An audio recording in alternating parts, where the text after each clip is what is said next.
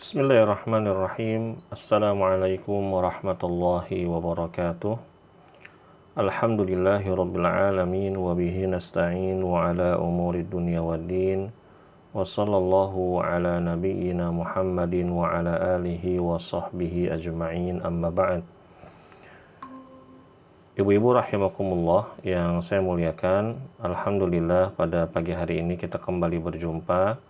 Dan untuk pekan ini kita akan melanjutkan pelajaran akidah kita dari buku Intisari Aqidah Ahlus Sunnah wal Jamaah yang dikarang oleh Syekh Abdullah bin Abdul Hamid Al-Athari rahimahullahu ta'ala. Sekarang kita masuk pada halaman 51, yakni definisi Ahlus Sunnah wal Jamaah. Ya, definisi Ahlus Sunnah wal Jamaah.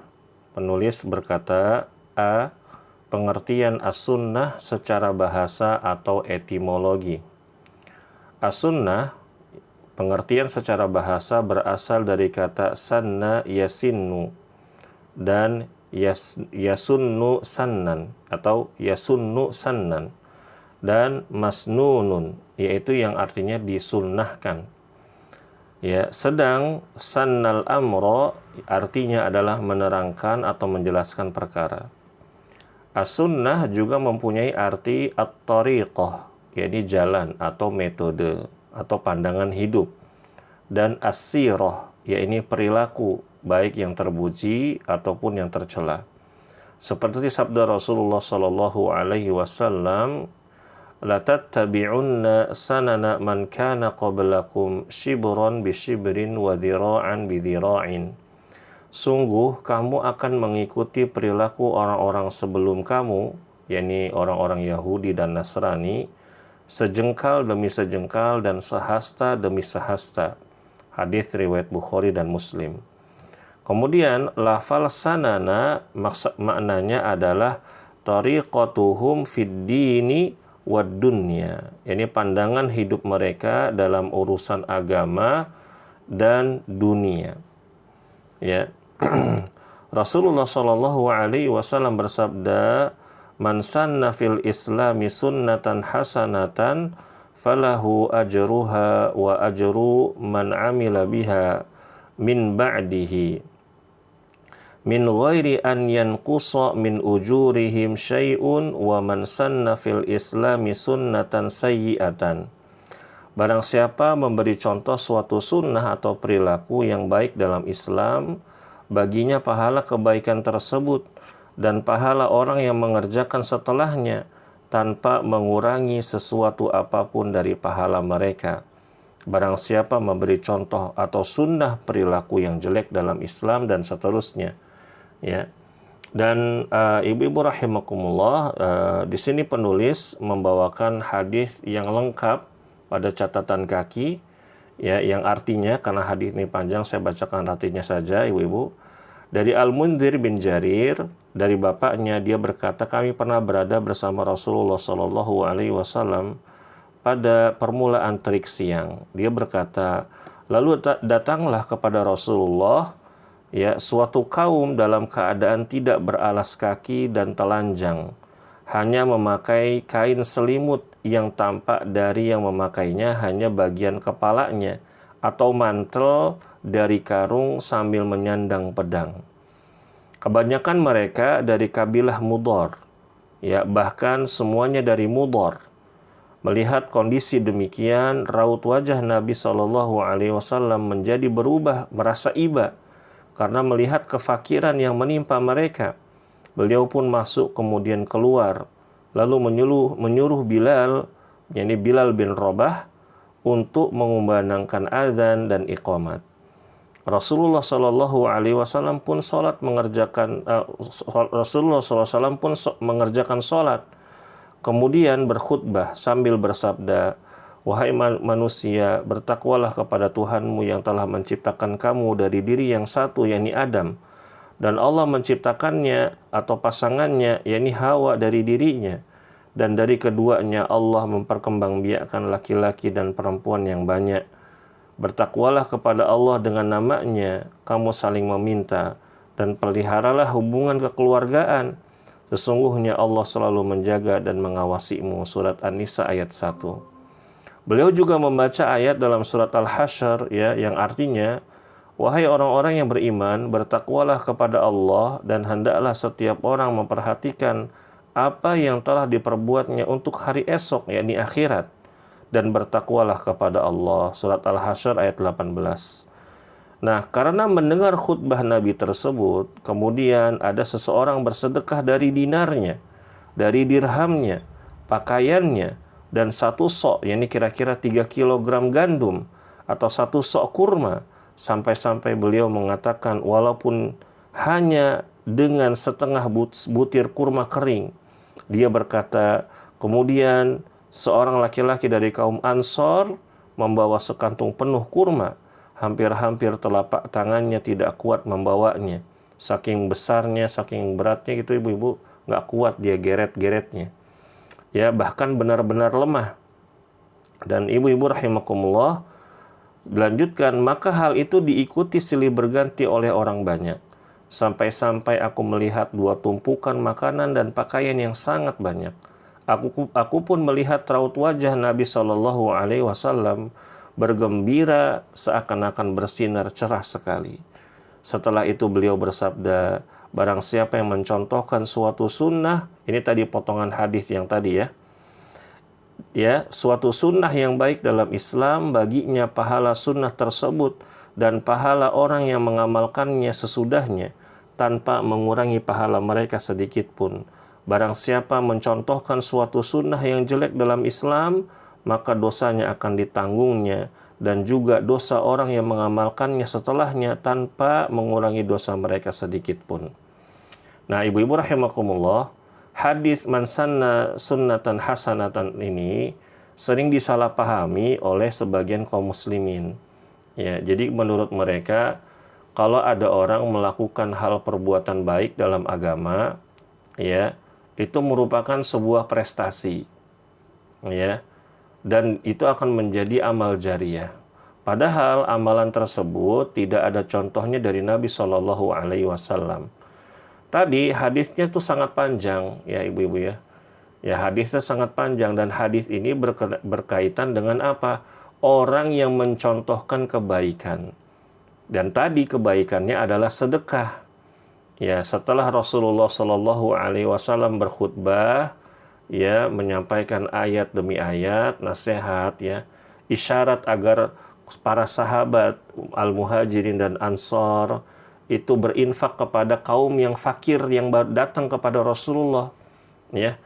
Nah, akhirnya ada orang tergerak langsung, ya, ketika mendengar Rasulullah berkhutbah, dia faham, oh ini maksud Rasulullah. Dia bawa makanan, dia bawa pakaian, ya.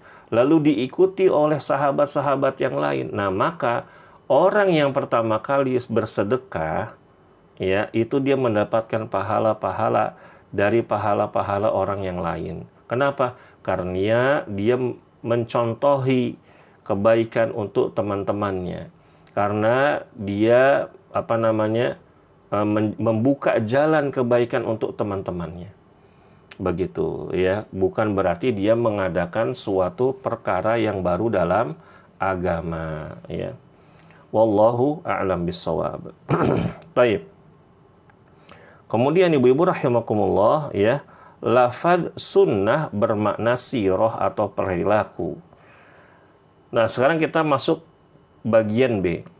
Pengertian as-sunnah secara istilah atau secara terminologi. Ya, as-sunnah yaitu petunjuk yang telah ditempuh Rasulullah Shallallahu Alaihi Wasallam dan para sahabatnya, baik berkenaan dengan ilmu, akidah, perkataan, perbuatan maupun ketetapan. As-sunnah juga digunakan untuk menyebut sunnah-sunnah yang berhubungan dengan ibadah dan akidah. Lawan kata sunnah adalah bid'ah. Ya. Jadi bid'ah itu adalah sebuah kata ya syar'i ibu-ibu melalui lisan Nabi Shallallahu Alaihi Wasallam, bukan perkataan suatu golongan, tidak ya, bukan sesuatu hal yang menakutkan, bukan. Bukan sesuatu hal yang bikin perpecahan, tidak. Jadi kalau misalkan ada dai, ada ustadz, ada ulama yang membahasakan ini bid'ah, ya ini sunnah, maka dia bukan sedang memecah belah umat, tidak. Kenapa? Karena kata bid'ah ini digunakan juga oleh Rasulullah Shallallahu Alaihi Wasallam. Tujuannya apa? Tujuannya hanya untuk membimbing umat bahwa ya inilah amalan yang aku kerjakan. Ya, kalian jangan bikin amalan-amalan baru. Ya, begitu. Ya. Kata Ibnu Mas'ud radhiyallahu anhu, ittabi'u wa la tabtadi'u. Ikutin aja sunnah Nabi, jangan kalian bikin perkara yang baru dalam agama ini.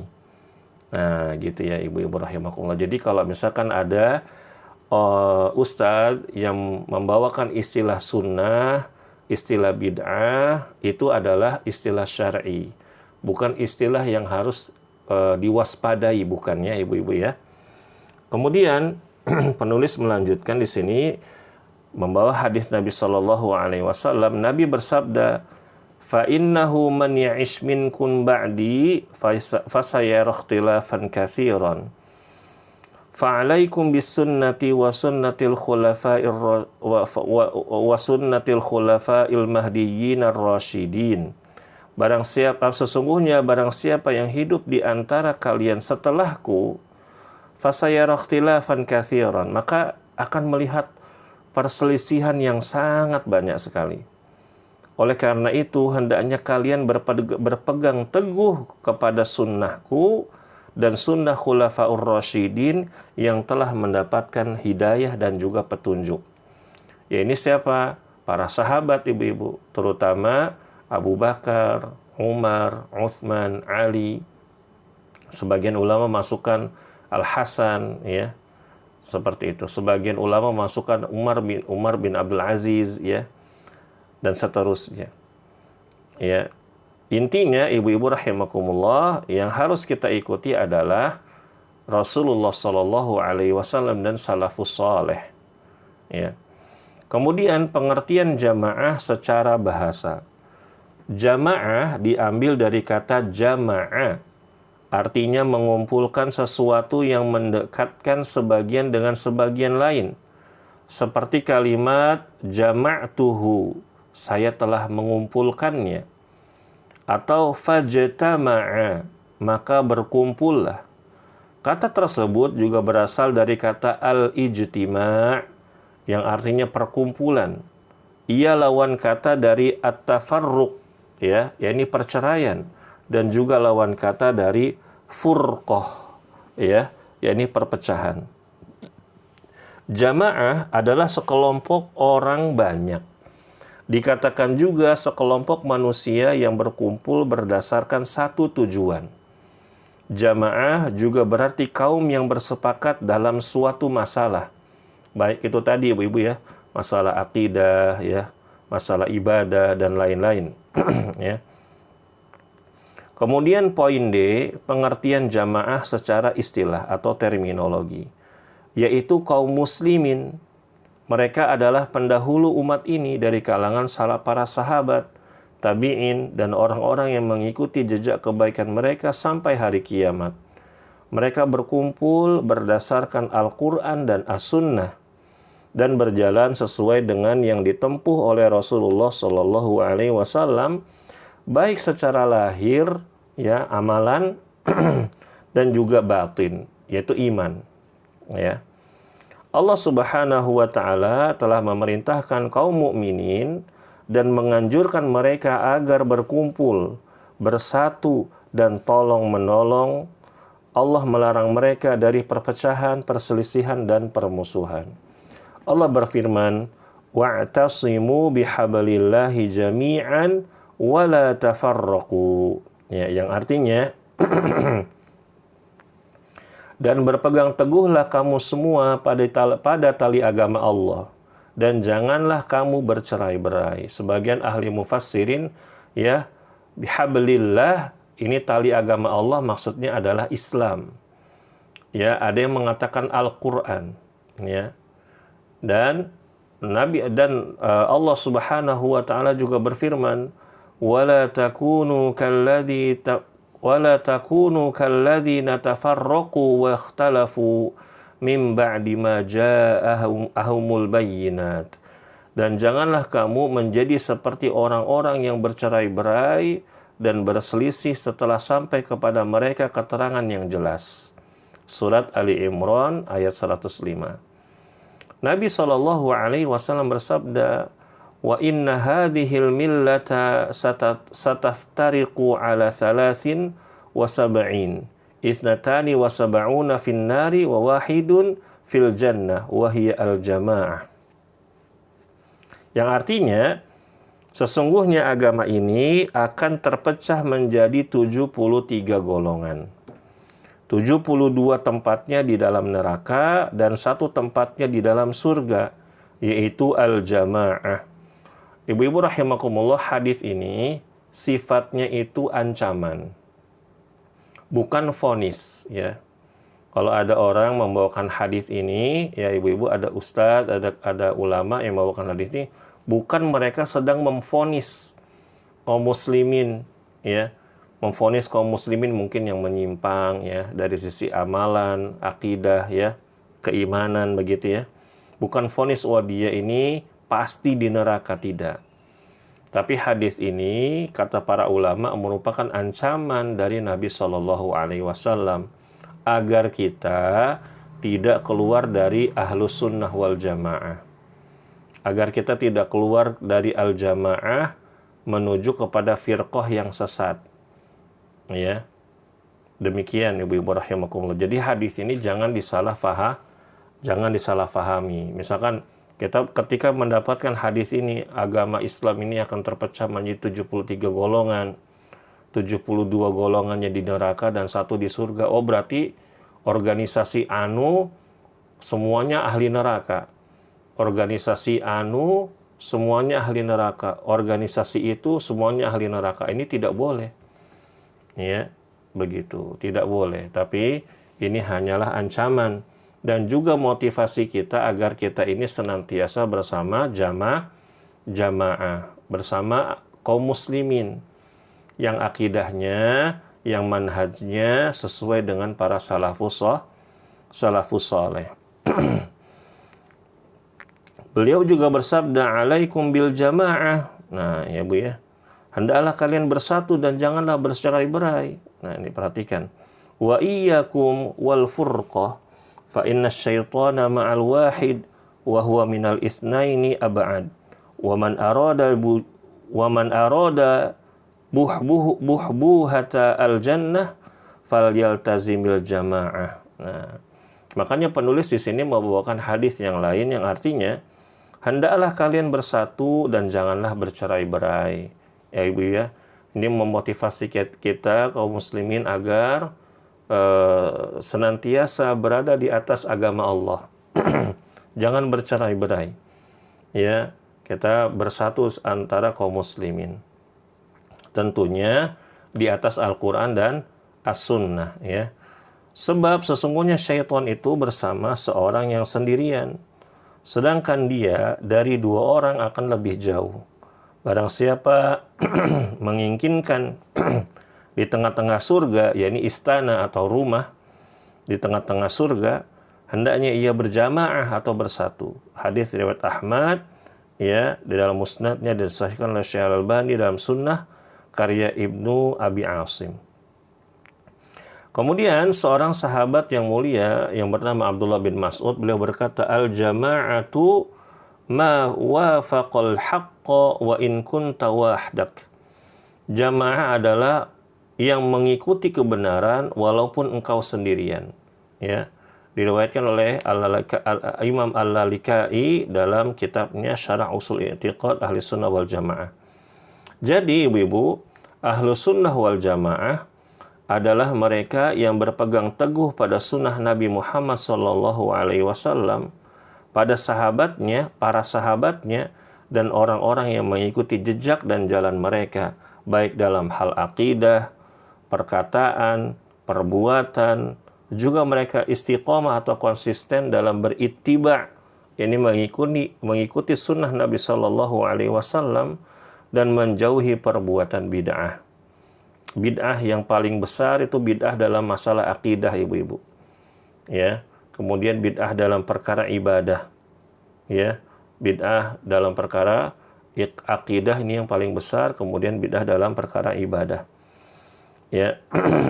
Mereka itulah golongan yang tetap menang dan senantiasa ditolong oleh Allah sampai hari kiamat. Oleh karena itu, mengikuti mereka, ini para salafus soleh, berarti mendapatkan petunjuk, sedangkan berselisih terhadapnya berarti kesesatan. Ya. Jadi kalau misalkan kita ingin hidup ini, ibu-ibu rahimakumullah, dalam urusan akhirat kita, dalam urusan ibadah, akidah kita, ingin selamat dunia dan akhirat, maka kita berusaha ya untuk mengikuti Nabi Shallallahu Alaihi Wasallam dan juga para salafus soleh. Kalau kita keluar dari jalan mereka, dikhawatirkan kita bisa tersesat. Sebagaimana ya para pendahulu, para ahlul bid'ah dari karangan Khawarij, ya Syiah, Qadariyah, ya Mu'tazilah, Murji'ah, ya, Jahmiyah, dan lain-lain. Ya, mereka ini adalah orang-orang yang kemarin pada pertemuan yang lalu sudah kita bahas, ibu-ibu ya, adalah mereka orang-orang yang keluar dari jamaah. Keluar dari siapa? Keluar dari sahabat. Keluar dari tabi'in. Apanya yang keluar? Cara beragamanya, cara berakidahnya, cara beribadahnya. Mereka keluar dari jamaah, ya. Seperti itu. Nah, agar kita tidak keluar, ya sebagaimana tadi yang sudah saya sebutkan, ibu-ibu, maka kita berusaha, kita mempelajari akidahnya para sahabat itu kayak gimana, ibadahnya para sahabat, atau mungkin salafus soleh aja ya, akidahnya para salafus soleh itu seperti apa, cara beribadahnya salafus soleh itu bagaimana, berakhlaknya bagaimana, perilakunya seperti apa, agar kita ini bisa menempuh jalan menuju surga dengan cara yang Allah ridhoi. Ya, karena para sahabat itu sudah Allah ridhoi. Makanya kalau kita sebut nama Umar disebut dengan radhiyallahu anhu. Kita sebut para sahabat radhiyallahu anhum. Artinya Allah sudah ridho kepada mereka. Ya. Kemudian ibu-ibu rahimakumullah, ya. Juga mereka istiqomah atau konsisten dalam berittiba mengikuti sunnah Nabi dan menjauhi perbuatan bid'ah. Tadi sudah ya. Mereka itulah golongan yang tetap menang dan senantiasa ditolong. Oh, ini tadi sudah. Nah, kemudian Ahlus Sunnah wal Jamaah mempunyai karakteristik dan keistimewaan. Ya, jadi ini ibu-ibu, poin-poin ini adalah karakteristiknya Ahlus Sunnah wal Jamaah dan keistimewaan Ahlus Sunnah wal Jamaah. Ya, kita berusaha mendekati poin-poin yang dibawakan oleh penulis ini. Walaupun pastinya ibu-ibu, kita ini pasti banyak kekurangannya. Ya. Pasti banyak kekurangannya, sulit ya untuk menempuh jalan salafus soleh, terutama di masa-masa sekarang, masa-masa yang penuh dengan fitnah syubhat, fitnah syahwat. Tapi setidaknya kita itu mendekati, jangan terlalu jauh ya. Yang pertama, mereka mempunyai sifat wasatiyah. Ini pertengahan antara ifrat, melampaui batas, dan tafrid atau menyia-nyiakan, serta di antara berlebihan dan sewenang-wenang baik dalam masalah akidah, masalah hukum, ataupun akhlak. Maka mereka berada di pertengahan antara golongan-golongan lain, sebagaimana juga umat ini berada di pertengahan antara agama-agama yang lain. Ya, jadi karakteristik pertama Ahlus Sunnah wal Jamaah itu kalau dalam beragama senantiasa wasatun, dia berada di tengah jalan. Dia nggak terlalu ke kanan, nggak terlalu ke kiri, ya. Seperti itu ibu-ibu. Ya. Insya Allah nanti kita akan belajar akidahnya Khawarij, ya, akidahnya Syiah, akidahnya Qadariyah dan seterusnya.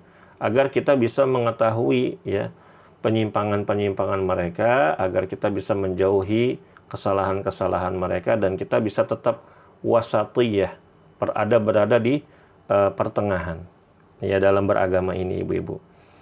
Kemudian yang kedua, sumber pengambilan pedoman bagi mereka hanyalah Al-Quran dan As-Sunnah. Mereka pun memperhatikan keduanya dan bersikap taslim atau menerima terhadap nas-nasnya dan memahaminya sesuai dengan manhaj salaf. Ya. Jadi cara memahami Al-Quran dan As-Sunnah itu senantiasa mendahulukan perkataan para sahabat. Bagaimana mereka itu memahami dalil tersebut. Ya. Atau mereka menggunakan kalamnya salafus soleh, kalamnya tabi'in, tabi'ut tabi'in ya, dalam memahami ayat atau hadis. Ya, ibu-ibu rahimakumullah. Contoh misalkan ayatnya ayat ini, hadisnya ini, lalu dibawakan perkataan sahabat, perkataan tabi'in atau tabi'ut tabi'in atau imam yang 4, ya, begitu. Sedikit sekali orang-orang ya Ahlus Sunnah wal Jamaah itu mengedepankan pendapatnya. Itu sedikit. Jadi mereka tuh biasanya ibu-ibu kalau menulis buku ya bawain ayat qala Allah, qala Rasul, wa qala sahabat, perkataan sahabat. Kalau nggak ada dari para sahabat ya dicari ada nggak pendapatnya para tabi'in. Dicari lagi kalau nggak ada tabi'in, tabi'ut tabi'in ada nggak? Atau imam yang 4, atau ulama-ulama yang lurus, yang kapabel dalam menafsirkan ayat atau menafsirkan hadis. Ya, jarang menggunakan pendapatnya sendiri, itu jarang sekali, kecuali pendapat-pendapat yang sifatnya kontemporer seperti fikih muamalat, ya ibu-ibu ya. Ya, demikian. Nah, oleh karena itu ibu-ibu, karena sumber pedomannya itu adalah Al-Quran dan As-Sunnah, juga perkataan para sahabat, akidah Ahlus Sunnah wal Jamaah itu menjadi akidah yang sangat otentik, jauh dari penyimpangan. Jadi kita itu kalau dalam berakidah, dalam bermanhaj, ibu-ibu dalam beragama ini, itu kita bisa langsung mirip dengan apa yang dilakukan Rasulullah dan juga para sahabat tabi'in dan tabi'un tabi'in. Karena redaksinya komplit ada. Ya, redaksinya itu ada. Demikian ya. Insya Allah akan dijelaskan lebih detail lagi nanti. Kemudian karakteristik yang ketiga, mereka tidak mempunyai imam yang diagungkan, yang semua perkataannya diambil dan meninggalkan apa yang bertentangan dengannya kecuali perkataan Rasulullah Shallallahu Alaihi Wasallam. Ahlus Sunnah itulah yang paling mengerti dengan keadaan Rasulullah, perkataan dan perbuatannya. Oleh karena itu, merekalah yang paling mencintai sunnah, yang paling peduli untuk mengikutinya, dan paling loyal terhadap para pengikutnya. Nah, jadi ibu-ibu rahimakumullah, Ahlus Sunnah itu imamnya langsung Nabi Shallallahu Alaihi Wasallam. Ya. Ustadz, berarti kalau Imam Syafi'i, Imam Ahmad, Imam Malik, Imam Abu Hanifah itu gimana? Mereka itu imam dalam ilmu ibu-ibu. Di zamannya disebut imam, itu mereka adalah ulama yang alim. Ya begitu. Tapi kalau misalkan imam-imam ini menyelisihi ya nas dari Rasulullah Shallallahu Alaihi Wasallam dalam hadisnya, perbuatannya ya, itu menyelisihi, maka kita tinggalkan perkataan imam ini. Pendapat imam ini kita tinggalkan. Kita ikuti Nabi Shallallahu Alaihi Wasallam tanpa kita merendahkan para imam ini. Misalkan ada contoh saja ibu-ibu ya. Ada Imam Abu Hanifah. Ada pendapatnya yang bertentangan dengan hadis Nabi. Contoh seperti wali nikah ibu-ibu. Ya, dalam masalah pernikahan ya, dalam masalah wali nikah, ada pendapat Imam Abu Hanifah yang ternyata tidak sesuai dengan pendapatnya dengan hadis Nabi Shallallahu Alaihi Wasallam yang sahih. Nah, karena kita Ahlus Sunnah wal Jamaah, kita tidak mengikuti plek ketiplek Imam Abu Hanifah, tidak. Ya, kita menghormati pendapat beliau, kita tidak merendahkan beliau, tidak menjelek-jelekkan beliau, ya, tapi kita ikutin pendapatnya Rasulullah Shallallahu Alaihi Wasallam berdasarkan hadis yang sahih. Seperti itu. Berbeda dengan sebagian kelompok, ibu-ibu. Sebagian kelompok ketika mereka mengangkat suatu imam, menyematkan kepada seseorang, oh ini namanya imam fulan. Maka seakan-akan imam itu menjadi imam yang maksum. Imam yang terlepas dari dosa-dosa, bersih gitu loh ibu-ibu. Nggak ada dosanya, nggak ada salahnya. Posisinya jadi seperti Nabi akhirnya. Nah inilah yang keliru. Contoh seperti Syiah, ibu-ibu ya. Syiah itu punya imam, yang mana imamnya itu semuanya maksum. Ya ini bahaya sekali kan. Ya, atau seperti Ahmadiyah, mereka punya imam, ya, Mirza Ghulam Ahmad, ya, mereka punya pemahaman yang keliru dalam masalah akidah, ya, sehingga ulama mengatakan bahwa Ahmadiyah itu bukan Islam. Atau misalkan imam-imam yang lain yang mungkin ada di Indonesia ya, ibu-ibu ya, yang diikuti secara membabi buta. Jadi apa yang dikatakan sama ketua ini, misalkan ada perkumpulan pengajian besar gitu ya Bu ya, lalu ada sosok yang diangkat gitu menjadi ketua gitu ya, ketuanya ngomong begini, semuanya ngikut ya. Ketuanya bilang ngapain pergi haji, buang-buang duit. Akhirnya karena dalam satu perkumpulan ya pengikutnya nggak haji, nggak umroh. Kan ada di Indonesia seperti itu. Nah ini adalah imam-imam yang menyesatkan. Ini tidak boleh kita ikuti. Jadi karakteristik Ahlus Sunnah wal Jamaah itu sangat mengidolakan Nabi Shallallahu Alaihi Wasallam. Kemudian yang keempat, mereka meninggalkan persengketaan dan pertengkaran dalam agama sekaligus menjauhi orang-orang yang terlibat di dalamnya, serta meninggalkan perdebatan dan pertengkaran dalam permasalahan tentang halal dan haram. Mereka masuk ke dalam din atau Islam secara total. Nah, ibu-ibu bukan berarti kalau ada yang berdebat itu harus dilarang, tidak. Kadang berdebat itu dibutuhkan untuk menjelaskan, ya, namun bukan debat kusir, ya. Kajian tafsir sudah pernah kita bahas. Dalam berdebat itu ada adabnya. Apa yang dibahas, ya, apa yang sedang diangkat topiknya itu saja, pembahasan itu yang dibahas, ya. Lalu cara penyampaiannya, ya, cara menyampaikan ayat-ayat Allah, hadis-hadis Nabi, pendapat para ulama. Yang mana di dalam perdebatan itu tidak ada yang namanya saling merendahkan satu sama lain. Ya, ini dibolehkan insya Allah. Ya. Adapun debat kusir, ya, itu dilarang, nggak boleh. Kenapa? Karena debat kusir itu hanya ujung-ujungnya perpecahan. Ya, debat kusir ujung-ujungnya hanya perpecahan. Sedangkan debat ilmiah itu kita sedang mencari kebenaran. Ini mencari kebenaran, bukan saling menampakkan ego masing-masing, ya. Demikian ibu-ibu rahimakumullah. Nah, karakteristik Ahlus Sunnah wal Jamaah adalah nggak suka debat kusir. Ya, nggak suka debat kusir. Mereka meninggalkan perdebatan. Kalau di zaman sekarang, perdebatan di sosmed, ya. Pertengkaran di sosmed atau pertengkaran di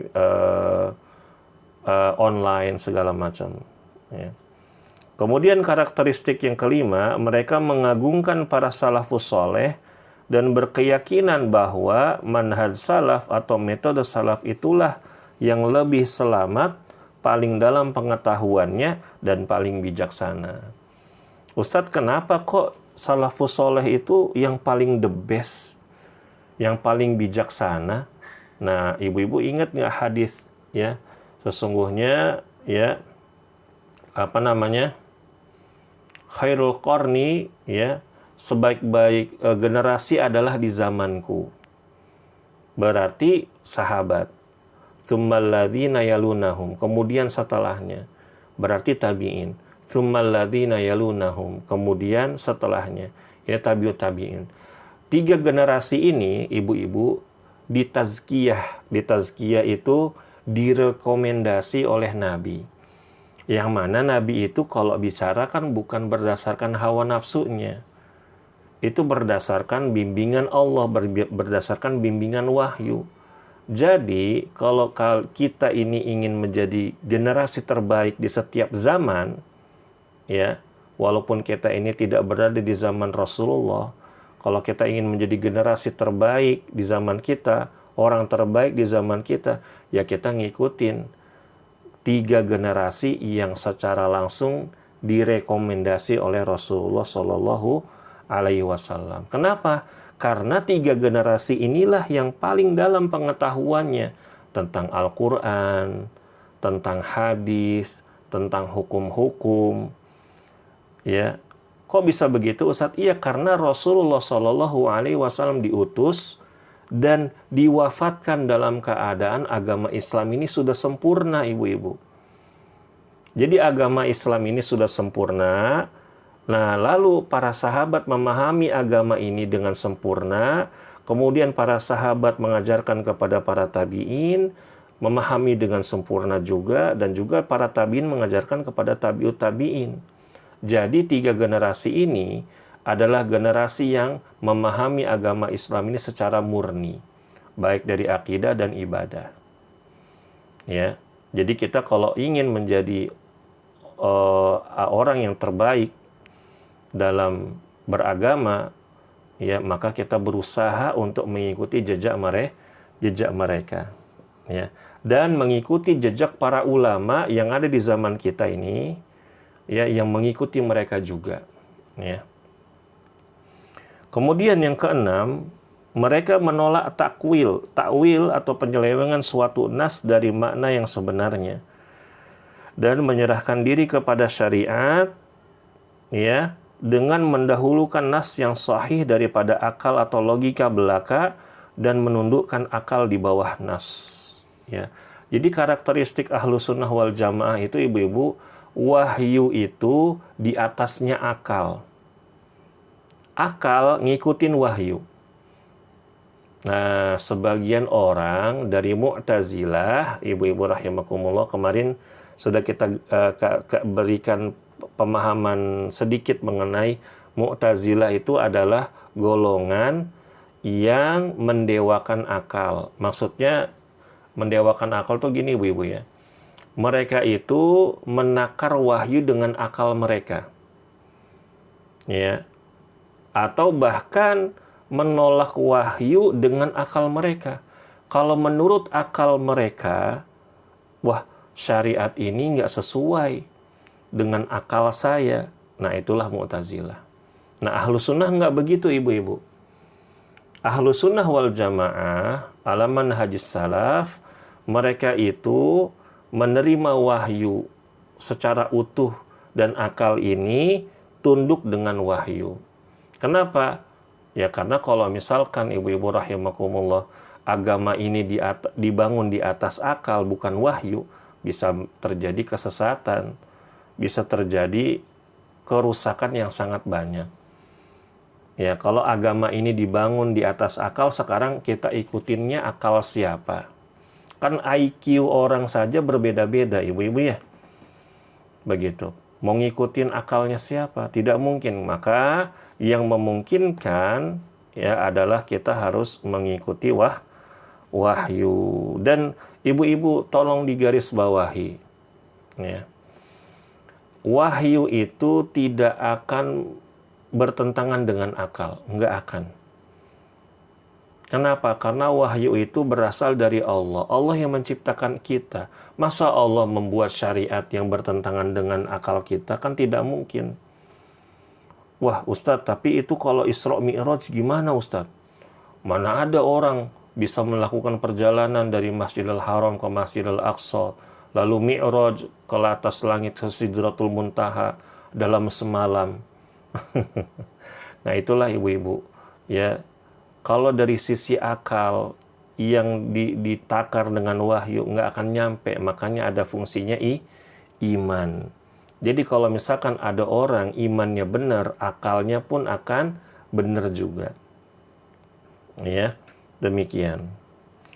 Kemudian ibu-ibu rahimakumullah, karakteristik berikutnya yang ketujuh adalah mereka memadukan antara nas-nas dalam satu permasalahan dan mengembalikan ayat-ayat yang mutasyabihat.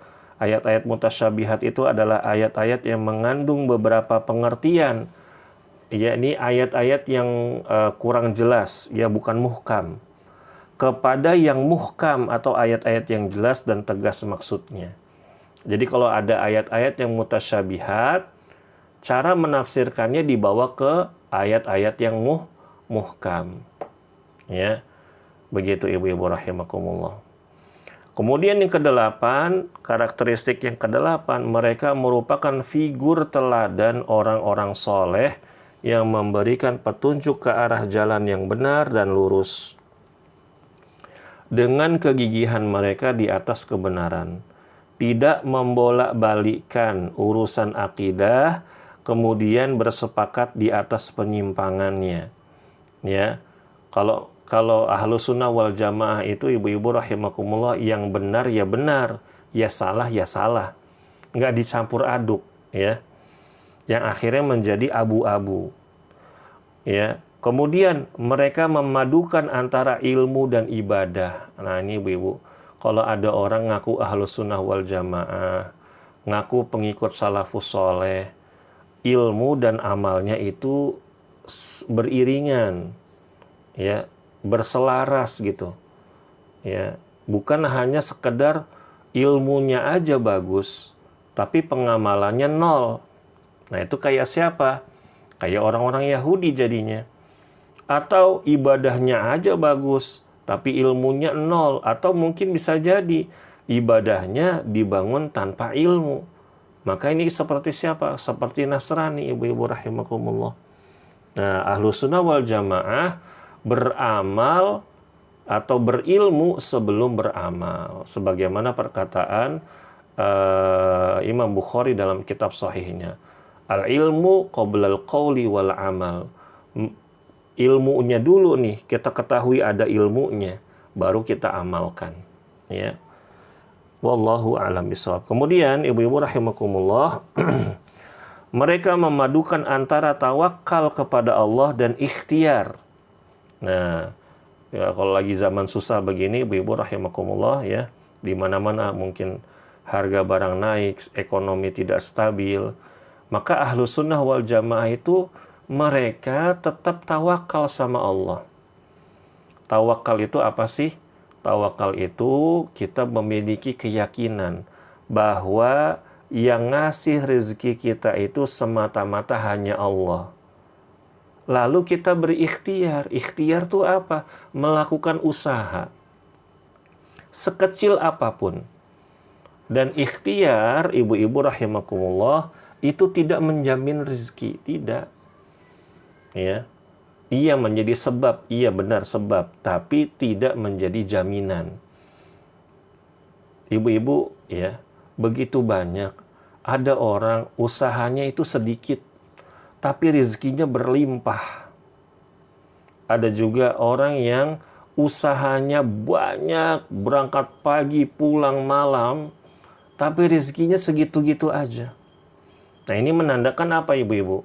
Ya, rezeki itu ya tidak dipengaruhi dengan usaha. Usaha itu adalah sebab. Dan yang menyebabkan rezeki itu datang kepada kita adalah tawakal kita kepada Allah. Ya, demikian.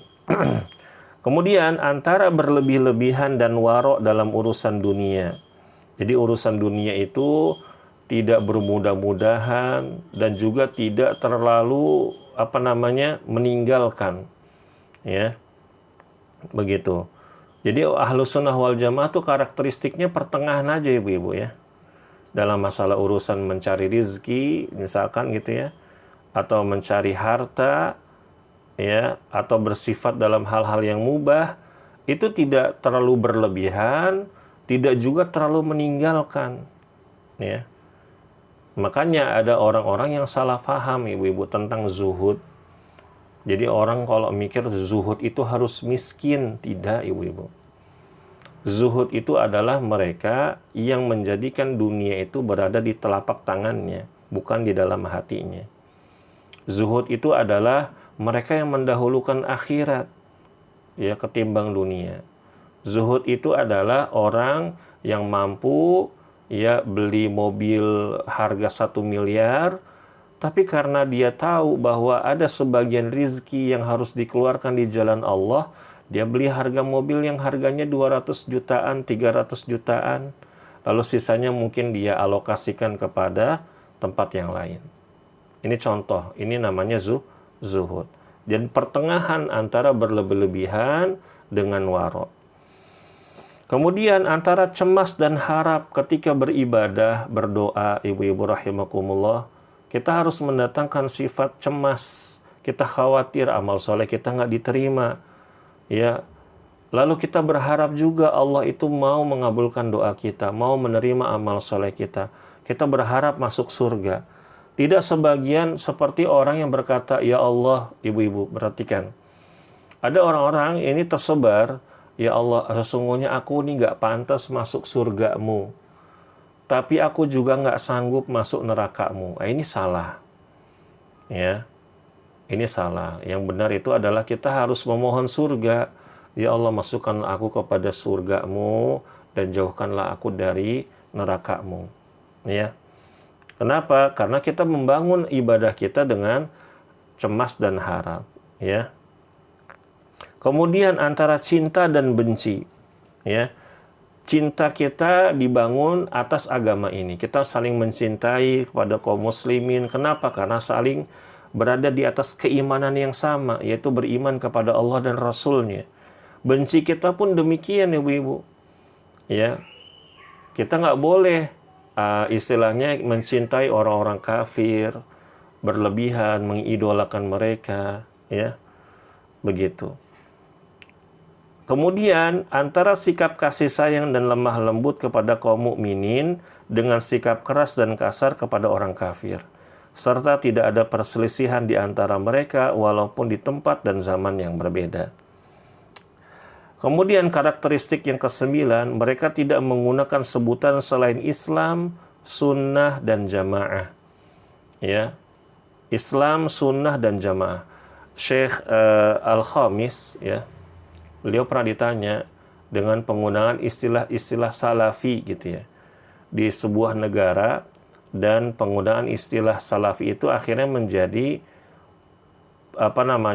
perpecahan di tengah kaum muslimin. Maka beliau bilang, kalau misalkan kita menggunakan istilah salafi, kemudian ada perpecahan, ada keributan, udah tinggalkan, tidak masalah. Cukup kita mengatasnamakan Islam. Saya ini Islam. Saya ini Islam, ya. Tidak masalah.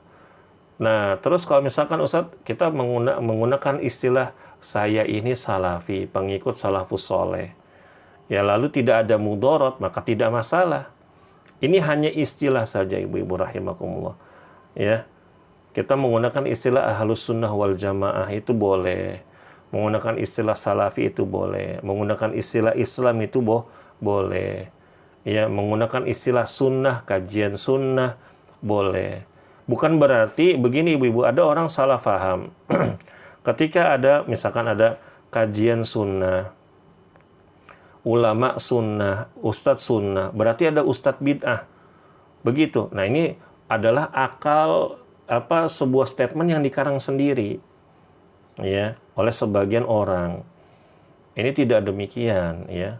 Tidak demikian. Jadi itu hanyalah penyematan saja. Ya, tidak mesti juga orang melakukan misalkan ada radio sunnah gitu ya. Ada channel YouTube sunnah. Ini tidak masalah, bukan berarti ada radio bid'ah, misalkan ustadz bid'ah, ulama bid'ah, tidak mesti seperti itu. Ini hanya penamaan saja, agar menjadi karakter begitu. Lagi juga aneh ibu-ibu rahimakumullah, kok ada orang Islam itu nggak suka dengan kata sunnah? Ini kan aneh ya. Hendaknya kita ini ketika mendengar kata sunnah, ya senang-senang aja begitu. Ya, begitu. Wallahu a'lam bishawab. Kemudian yang ke-10, karakteristiknya adalah mereka peduli dalam menyebarkan akidah yang benar, agama yang lurus, mengajarkannya kepada manusia, memberikan bimbingan dan nasihat kepada mereka, serta memperhatikan urusan mereka. Jadi karakteristik da'i Ahlus Sunnah wal Jamaah itu, ibu-ibu, mereka itu ya fokus dalam akidah. Ya. Kemudian membimbing manusia di atas Al-Quran dan As-Sunnah, di atas Al-Quran dan hadis, pemahaman para salafus soleh. Ini fokus mereka, ya, begitu. Lalu, ya, senantiasa berada di tengah-tengah mereka untuk memberikan nasihat, ya, tentunya dengan nasihat yang hikmah, ya, begitu. Lalu, ibu-ibu rahimakumullah, perhatian dengan urusan mereka. Jadi dai-dai atau ulama-ulama atau ustadz-ustadz sunnah, ustadz-ustadz Ahlus Sunnah wal Jamaah itu tidak memanfaatkan jamaahnya untuk menjadi kendaraan duniawi, tidak. Ya ibu-ibu ya. Justru apabila mereka memiliki kemampuan dari sisi dunia, mereka punya murid-murid yang mungkin dalam tanda kutip ya ibu-ibu butuh perhatian, ya butuh bantuan, mereka tuh menolong, berusaha untuk menolong mereka, ya berusaha perhatian dengan mereka, ya seperti itu. Nah, tidak sebagian ada oknum-oknum yang menjadikan jamaahnya menjadi sumber pundi-pundi dunia, kan ada ya bu ya, begitu. Ustadz besar gitu ya, menjadikan jamaahnya itu jadi sumber penghasilan. Ya, bahkan akhirnya dia berkhianat terhadap jamaahnya tersebut. Dana umat dimakan sama dia. Ya, na'udzubillah, tidak bisa dikembalikan dan nominalnya sangat banyak. Ya, nah dai-dai Ahlus Sunnah itu jauh sekali dari sifat-sifat seperti itu. Ya, justru mereka adalah orang-orang yang terdepan yang memperhatikan keadaan kaum muslimin. Ya. Ini khusus bagi mereka yang mampu. Ini contoh saja ibu-ibu, ada seorang ustadz, beliau tinggal di daerah Jakarta Timur, itu memiliki kebiasaan kalau Ramadan itu suka kasih sedekahnya banyak. Ya. Sedekahnya banyak. Ya mungkin berapa orang di situ ya, warga di situ dapat semua bantuan. Bahkan Ustadz Yazid rahimahullahu ta'ala itu beliau punya kebiasaan transfer bulanan sama murid-muridnya. Jadi beliau itu kan menulis buku banyak, ya ibu-ibu dapat royalti dan beliau punya usaha juga. Itu ada sebagian rezeki yang Allah titipkan kepada beliau itu disampaikan ke dai-dai di dalam pedalaman-pedalaman di desa-desa gitu ya. Bahkan saya ada teman saya cerita habis ditransfer katanya sama beliau rahimahullahu ta'ala. Ini contoh ibu-ibu. Bahkan ada ustadz juga dai-dai yang punya kebiasaan baik gitu ya. Murid-muridnya diperhatikan ya, dibantu begitu. Nah, inilah ciri-ciri Ahlus Sunnah wal Jamaah. Jadi Ahlus Sunnah wal Jamaah itu perhatian dengan sesamanya. Ya entah itu dari sisi ekonomi, dari sisi akidah, ibadah dan lain-lain. Saling berkasih sayang, ya. Bukan saling menjatuhkan atau saling memanfaatkan. Taib. Berikutnya, ibu-ibu rahimakumullah, yang ke-11, sedikit lagi ibu-ibu ya. Ini sampai poin 14 ya. Mereka adalah orang-orang yang paling sabar atas perkataan akidah dan dakwahnya, ya. Sabar dalam berdakwah itu sabar. Mau muridnya yang ngaji datangnya cuma 1, 2, 3, sabar. Ya. Tetap istiqomah. Ya. Yang memang ibu-ibu rahimakumullah cobaan memang ada ya. Ada sebagian ustadz itu padahal gelarnya doktor, ya. Tapi yang hadir di kajiannya itu sedikit. Ini contoh saja ibu-ibu ya. Ibu-ibu mungkin ada yang ikut program HSI ya. Program HSI itu apa yang di apa namanya Ustadz Abdullah Roy yang menjadi sosok di pertama kali buat HSI itu. Itu kajian kemarin di Masjid Hijau, ibu-ibu. Itu yang datang sedikit. Ya, padahal udah temanya udah bagus itu kan sesuai dengan kondisi ya. Saya pikir wah kayaknya kajian ini bakal banyak orang yang datang karena sosok beliau kan terkenal gitu ya. Ternyata yang hadir sedikit. Itu ya kalau dibandingkan juga dengan para ulama yang ada di Madinah, ibu-ibu, Masjid Nabawi, itu ketika beliau ngajar, kadang muridnya cuma 1, 2, 3, tapi mereka tetap ngajar. Ya, tetap ngajar. Ya, mau ada yang hadir atau yang tidak hadir, tetap dia mengajar. Ya, mereka sabar. Ya, taib. Dan ini berat, ibu-ibu ya. Kalau kita nih gini, ibu-ibu. Kalau kita punya ustadz, punya guru atau ustazah, kita kenal nih ustadz kita nih penyabar. Jangan pelit doain. Ya, doain agar guru kita ini istiqomah. Agar guru kita ini antara omongan sama amalannya itu sesuai. Terus kita doa, ya Allah, ya tutuplah aib-aib guruku dariku. Ya, begitu. Ya doakan. Ya. Misalkan di rumah-rumah ibu ada kajian rutin gitu ya, kita lihat ustadz ini Masya Allah gitu ya, kelihatan dari kesehariannya sederhana segala macam. Kita doakan, jangan pelit dalam mendoakan kebaikan ya, terutama kepada guru-guru kita. Dan itu salah satu hak guru kita, ibu-ibu. Hak guru kita itu adalah didoakan oleh murid-muridnya. Tentunya didoakan dengan kebaikan. Kemudian ibu-ibu rahimakumullah, yang ke-12, mereka sangat peduli ya terhadap persatuan dan jamaah, menyeru dan mengimbau manusia kepadanya, serta menjauhkan perselisihan, perpecahan, dan memberikan peringatan kepada manusia dari hal tersebut. Jadi jargon mereka itu, ayo kita bersatu di atas Al-Quran dan As-Sunnah. Ya, kita ngajak kaum muslimin, ayo kita memahami agama ini sebagaimana para salafus soleh dalam memahami agama ini. Berakidah sebagaimana akidah mereka. Mengajak kepada kepersatuan, ya. Melarang kepada perpecahan. Nah, di antaranya ibu-ibu, kenapa para ulama itu suka mendakwahkan, suka menggunakan istilah ini sunnah, ini bid'ah, untuk menjelaskan kepada masyarakat bahwa perbuatan ini tuh sunnah, ayo kita lakukan. Perbuatan ini tuh bid'ah, jangan kita lakukan. Agar kita ini tetap berada di koridor manhaj salaf. Agar kita ini bisa bersatu di atas akidah Ahlussunnah wal Jamaah. Seperti itu ibu-ibu rahimakumullah. Tidak lebih. Ya, tidak lebih. Dan bahkan ibu-ibu rahimakumullah, orang yang paling sayang kepada umat Islam ini adalah dai-dai Ahlussunnah wal Jamaah yang menyeru kepada manhaj salaf, menjelaskan bahwa contoh gini, Bu, itu nggak boleh kita lakukan itu tuh syirik.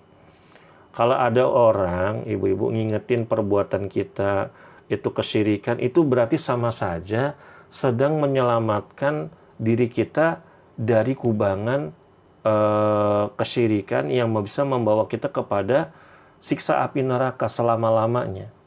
Harusnya kita berterima kasih. Ya mungkin caranya aja yang perlu diperbaiki. Ya ada sebagian kan yang terlalu bersemangat ya, akhirnya menggunakan diksi-diksi yang mungkin merendahkan, mungkin mengejek, yaitu namanya oknum. Ya namanya juga manusia ibu-ibu ya. Tidak bisa lepas dari sebuah kesalahan.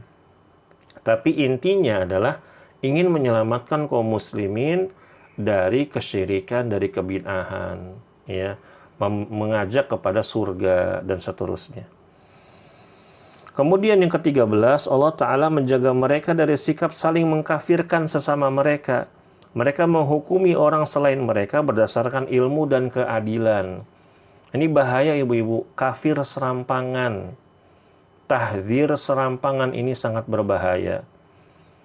Ya. Coba ibu-ibu, apabila ada oknum, apabila ada jamaah dengan mudahnya mengkafirkan orang, ini sangat berbahaya sekali. Apalagi kafirnya personal gitu ya, ini nggak boleh. Ya harus dibangun di atas ilmu dan keadilan. Nggak boleh serampangan. Sama juga dengan tahdzir, ya. Nggak boleh kita mentahdzir atau mengikuti tahdzir orang serampangan. Ada ustadz gampang tahdzir mentahdzir fulan, mentahdzir fulana, segala macam. Semua orang ditahdzir, ya. Itu nggak boleh kita ikutin. Kita harus menilai dari ilmu dan keadilan. Seringkali ibu-ibu, umat Islam ini, jadi jauh dari ahli ilmu gara-gara tahdzir serampangan. Ya. Padahal ulama ini kapabel di bidangnya. Tapi karena ulah satu orang, ulah beberapa oknum yang tanpa riset, ya, tanpa tabayun, tanpa mencari kebenaran terlebih dahulu, tasabbut gitu ibaratnya, itu langsung dikeluarkan. Wah, jangan belajar sama fulan, bahaya. Ya ini kan tanpa riset dulu. Udah riset belum? Ya. Ini namanya tahdzir serampangan. Ini tidak boleh. Sama juga dengan takfir serampangan, ini tidak boleh. Seperti Khawarij, semua orang dikafirkan kecuali golongan dia. Ini kan bahaya. Ya. Ya, begitu ibu-ibu rahimakumullah. Nah, Ahlus Sunnah ini tidak seperti itu karakternya. Karakternya itu selalu pertengahan. Kalau ingin memutuskan sesuatu dibangun di atas ilmu dan keadilan dan kasih sayang, ya. Yang ke-14, mereka saling mencintai dan mengasihi sesama mereka, tolong-menolong di antara mereka dan saling menutupi kekurangan, menutupi aib sebagian lainnya. Mereka tidak bersikap loyal dan memusuhi kecuali atas dasar agama. Nah ibu-ibu, kalau misalkan udah biasa hadir di majelis ilmu, ketemu teman, ya, temannya punya aib, ya jangan disebarluaskan, ya, ditutupi, ya, begitu. Kalau bisa kita nasihati empat mata, ya, seperti itu. Jangan malah jadi apa? Saling mengumbar aib, kecuali ada maslahat. Misalkan ada sosok yang besar, dia melakukan kesalahan, ya, lalu malah bersikuku di atas kesalahannya tersebut. Ya, contoh misalkan ada ustadz ngerokok, ya, udah dinasehatin jangan ngerokok, tapi malah membantah, ya, malah bangga dengan perbuatannya. Ini contoh saja. Ini contoh ibu-ibu ya. Maka boleh ya sebagian orang ya dari kalangan ustadz itu mewanti-wanti murid-muridnya. Jangan ya ke ustadz itu. Kenapa? Karena ustadz itu punya begini. Ya, seperti itu. Kenapa? Karena sudah dijelaskan dan masih ngeyel. Ini contohnya. Secara garis besar, ibu-ibu rahimakumullah, perlu melanjutkan, Ahlus Sunnah wal Jamaah adalah manusia yang paling baik akhlaknya, sangat peduli terhadap kesucian jiwa mereka. Fokusnya itu ibu-ibu adalah diri mereka sendiri. Mereka itu fokus dengan tazkiyatun nafas, ya. Mereka itu sibuk dengan dosa-dosa mereka sendiri, nggak sibuk dengan dosa-dosa orang lain, ya. Fokus sama aib diri sendiri, tidak fokus dengan aib orang lain. Dengan berbuat ketaatan kepada Allah Subhanahu wa Ta'ala, paling luas wawasannya. Ahlu sunnah itu ciri khasnya suka belajar, suka menuntut ilmu, ya, rajin belajar, rajin menuntut ilmu. Tidak ada hari tanpa ilmu. Ya, ibu-ibu bisa, apalagi zaman sekarang gampang ibu-ibu ya. Ada radio, ada YouTube, ya, lagi sambil masak atau sambil gosok, sambil nyuci, bisa sambil dengerin kajian, ya. Nggak mesti keluar rumah kayak sekarang kajian online, ya. Ibu-ibu bisa sambil beraktivitas sambil dengerin kajian, ini bisa, tidak masalah, ya. Dan paling jauh pandangannya, ya, paling jauh pandangannya maksudnya visioner, ibu-ibu, ya. Kemudian paling lapang dadanya dengan khilaf, perbedaan pendapat, ya, apalagi khilaf muktabar. Ya, contoh misalkan bayar zakat boleh pakai duit apa pakai beras. Ini kan khilaf muktabar. Contoh sholat subuh kunut apa enggak, ini khilaf muktabar. Ya, seperti itu ibu-ibu. Misalkan lagi contoh ya kayak kemarin tuh apa namanya Lebaran haji, ikut Saudi apa ikut pemerintah? Ya, contoh kan khilaf yang muktabar. Ya, jadi udah kalau ada khilaf berdasarkan dalil yang sahih, ya kita berlapang dada. Tidak perlu kita saling menjatuhkan sama lain, ya. Tidak boleh ibu-ibu, ya. Dan paling mengetahui adab-adab dan prinsip-prinsip dalam perbedaan, ya. Berbeda boleh, ya ibu-ibu, ya. Ada perbedaan, Ustadz Fulan mengatakan begini, Ustadz Fulan mengatakan begitu. Sah-sah aja, selama kedua-duanya membangun pendapatnya di atas ilmu. Yang tidak boleh itu saling menjatuhkan. Membantah dengan gestur merendahkan. Ya, ya seakan-akan ustadz yang lain itu tidak berilmu. Seakan-akan ustadz yang lain itu tidak memiliki keilmuan yang memadai, atau seakan-akan memperlakukan lawan pendapatnya itu seperti anak kecil. Ini tidak boleh, ya. Wallahu a'lam bishawab. Ibu-ibu rahimakumullah, mungkin untuk hari ini kita cukupkan dulu.